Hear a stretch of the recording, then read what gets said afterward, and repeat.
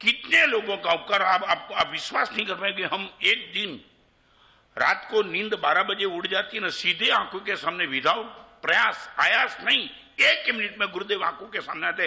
रात को 12 बजे नींद उड़ जाती है, अभी नींद नहीं आ रही है, मच्छर काटते वो याद नहीं आता है, भगवान का शासन याद आ जाता है, गुरुदेव याद आ जाता है। गुरुदेव आपने कितना उपकार करके मुझे साधु जीवन दे दिया, कमाल, miracle, I can't believe it. मैं आपको पूछना चाहता हूं, आपकी नींद उड़ जाए, कब आपके मां बाप याद आए? समाज का इतना उपकार, कितना उपकार। समाज ने एक मर्यादा निश्चित की है और वही मर्यादा के आज बताऊं, आदमी थोड़ा ज्यादा भी अच्छा लगता है, उसकी क्रेडिट सबसे ज्यादा समाज को जाती है।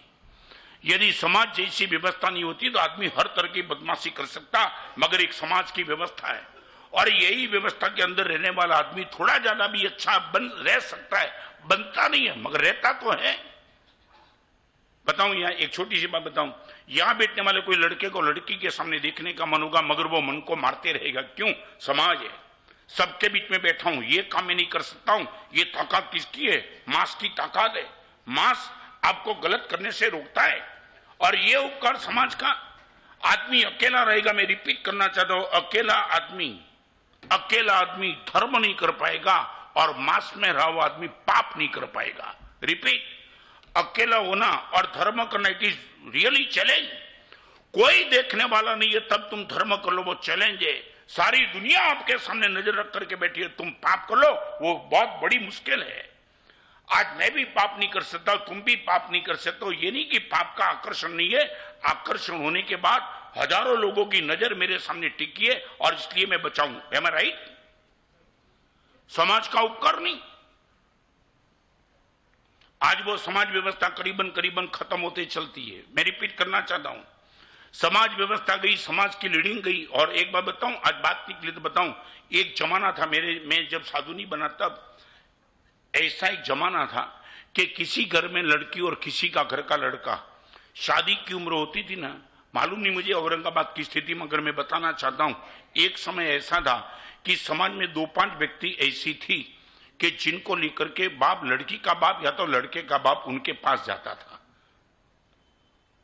समझे मैं क्या कहना चाहूं? और उनके पास जाता था कि मेरे लड़के के लिए आपकी नजर में कोई संस्कार की लड़की है, और वो नाम सजेस्ट करता था, इस परिवार की इस लड़की बहुत अच्छी है और आप वहां बात रख सकते हो और मैं भी पॉसिबल हो सकता है। मैं 2 साल बंबई जाके आया और बंबई से देख करके नागपुर और रायपुर में भी ये माहौल देखा, औरंगाबाद का मुझे पता नहीं, मगर सच बताओ तो ये स्थिति आ चुकी है। अभी एक एड्रेस ऐसा मिलना बहुत मुश्किल हो गया है। कोई बाप भी अपनी लड़की के लिए जाता है लड़के के पास तो वो आदमी बोल देता है कि अभी मैं किसी की गारंटी नहीं ले सकता हूं, तुम ही अपने आप से चेक कर लो। मैं ये समझ गए मैं क्या कहना चाहता हूं? सच बोलो, ये होने लगा। ये क्यों हुआ? एक आदमी ब्रीफ लेकर के बैठा था कि मैं जिम्मेदार हूं, तुम मुझे आंख बंद करके उनके साथ संबंध बनाओ, तुम्हारे बेटे का जिम्मेदार मैं हूं। और रियली वो जिम्मेदारी लेकर के बैठता था ना, कुछ होता ही नहीं था, मगर थोड़ा सा भी कॉम्प्लिकेशन आया और उनके पास चला गया, वो बोलता था कि मैंने जिम्मेदारी ली है, आंख में शर्म बची थी, सब अच्छा हो जाता था। अभी वो सब शर्म खत्म हो गई। ये डाउनफॉल समाज में